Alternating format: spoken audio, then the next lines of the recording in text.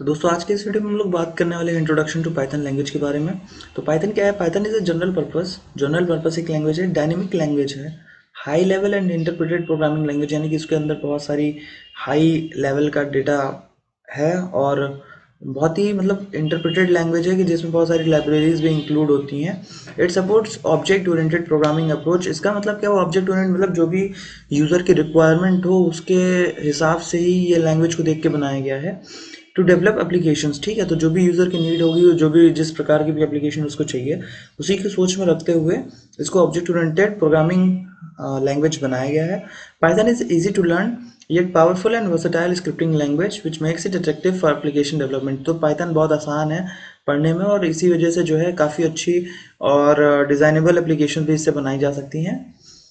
और उसके बाद जो हमें पढ़ना है, Python supports multiple programming pattern including object oriented, imperative and functional और प्रोसीजरल प्रोग्रामिंग स्टाइल। तो पाइथन जो है वो क्या करता है? ऑब्जेक्ट ओरिएंटेड के अलावा जो है इम्पेरेटिव एंड फंक्शनल और प्रोसीजरल प्रोग्रामिंग स्टाइल्स को भी फॉलो करता है। Python makes the development and debugging fast because there is no compilation setup included in Python development and edit test debug cycle is very fast।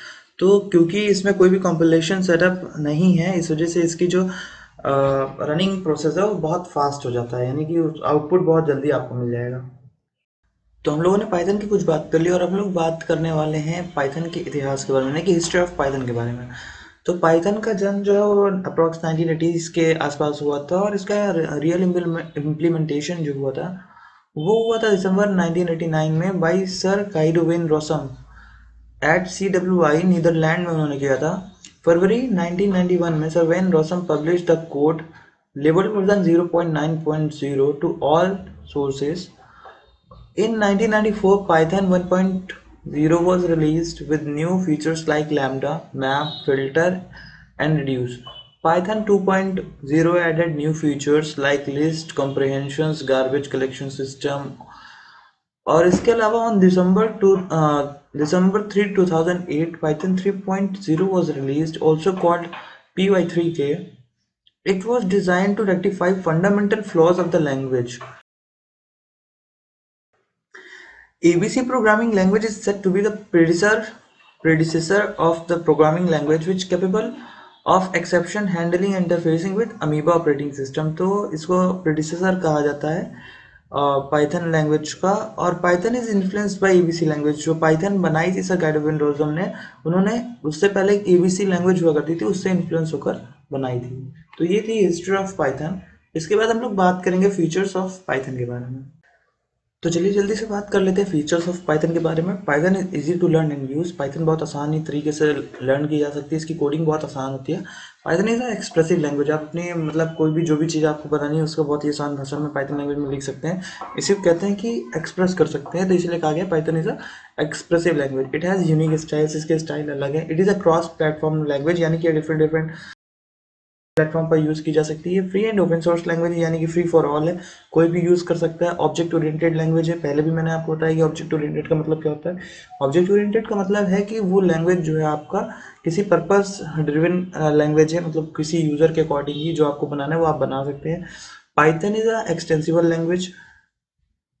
It has a large standard library. It supports GUI programming and it can be easily integrated with language like C and C++।